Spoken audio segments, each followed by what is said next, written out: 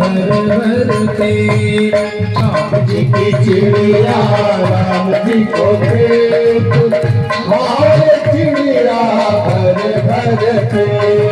राम जी की चिड़िया राम जी को खेत, हमारी चिड़िया भर भर के। राम जी की चिड़िया राम जी को खेत, हमारी चिड़िया भर भर के। हमारी चिड़िया भर भर के, हमारी चिड़िया भर भर के। हमारी चिड़िया भर भर के, हमारी चिड़िया भर भर के। राम जी की चिड़िया राम जी को खेत, राम जी की चिड़िया राम जी को खेत, हमारी चिड़िया भर भर के। राम जी की चिड़िया राम जी को खेत, हमारी चिड़िया भर भर के। हमारी चिड़िया भर भर के, हमारी चिड़िया भर भर के, हमारी चिड़िया भर भर के। भरत जी महाराज की। अब जब भाइयों ने देखा तो अपने घर से धक्का मार करके निकाल दिया। भरत जी महाराज तो ये विचार कर ही रहे। सुंदर गए और जाकर के भगवान का भजन करने लग गए, भगवान का पूजन करने लग गए। वहीं से कुछ दिनों के पश्चात कुछ लोग नर बलि देने के लिए ढूंढ रहे थे। भरत जी महाराज मिल गए। भरत जी महाराज को ले जाकर के बढ़िया नए नए वस्त्र भूषण पहनवाया और नर बलि देने के लिए उद्यत हुए। तो उसी समय उन्होंने देखा कि जब भरत जी महाराज जैसे ही वहां गए, सर को झुकाया गया और बलि देने के लिए तलवार उठाई गई। उसी समय मां भद्रकाली प्रकट हुई और मां भद्रकाली आज प्रकट हुई। ब्रह्म तेज के दत्त हो, काली अति अकुलाय और रूप भयंकर प्रकट कर बारंबार उठाए।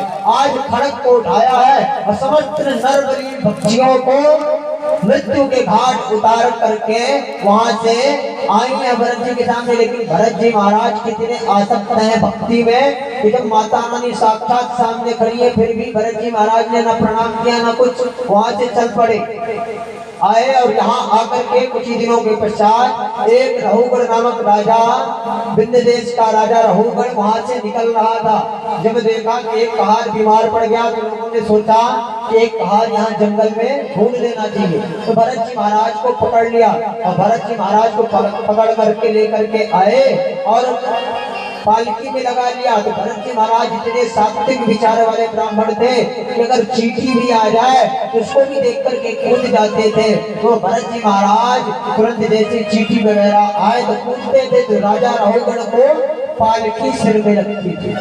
पालकी रहुगढ़ ने पूछा, भाई ये कौन इतना हलचल कर रहा है? तो सभी कहारों ने कहा कि ये जो नया पालकी ढोने वाला आया है यही इतनी हलचल कर रहा है। इस प्रकार से अनेक बार इस प्रकार का यत्न किया। फिर आज आकर के सुंदर देखा बाहर निकल करके जनेऊ इत्यादि भरत जी के हृदय पर, तो तुरंत ही प्रणाम करके कहने लगा, हे ब्राह्मण देवता मुझे क्षमा करो, मुझसे गलती हो गई। तब भरत जी महाराज फिर से खड़े, कुछ नहीं कह रहे हैं। इतना सब कुछ सुन करके वह बार-बार क्षमा याचना करते हुए वहां से वह सुंदर सुंदर उपदेशों का वर्णन किया। और इन्हीं भरत जी के नाम पर हमारे देश का नाम पड़ा भारतवर्ष। बोले भारत माता की। और इन्हीं भरत जी महाराज के नाम पर पड़ा आज भारतवर्ष। इसी प्रकार से 28 प्रकार के नरकों का वर्णन किया गया है। इसकी कथा हम कल श्रवण करेंगे। 28 प्रकार के नरक कौन कौन से हैं और नरकों की यातना किस किस प्रकार से झेलनी पड़ती है, कल की बड़ी ही सुंदर दिव्य दिव्य कथाएं हैं। आइए उससे पहले हम सभी लोग सुंदर वामन भगवान का झांकी का दर्शन करते हैं। एक समय की बात है कि राजा बलि सातों छत्र के राजा बन गए और राजा बन करके उन्होंने कह दिया कि कोई भी धर्म कर्म नहीं करेगा। तब देव गुरु बृहस्पति ने भगवान ने एक और रूप धारण लिया वामन के रूप में, और वामन के रूप में आए हैं,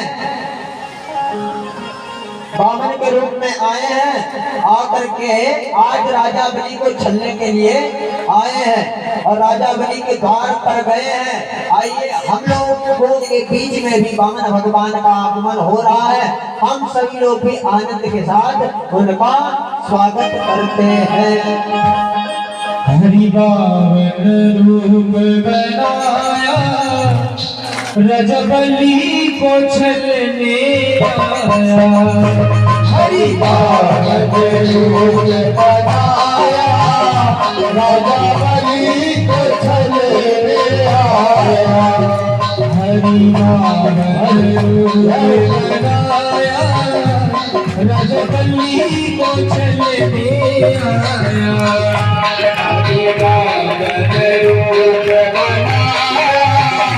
रजबली को छलने आया।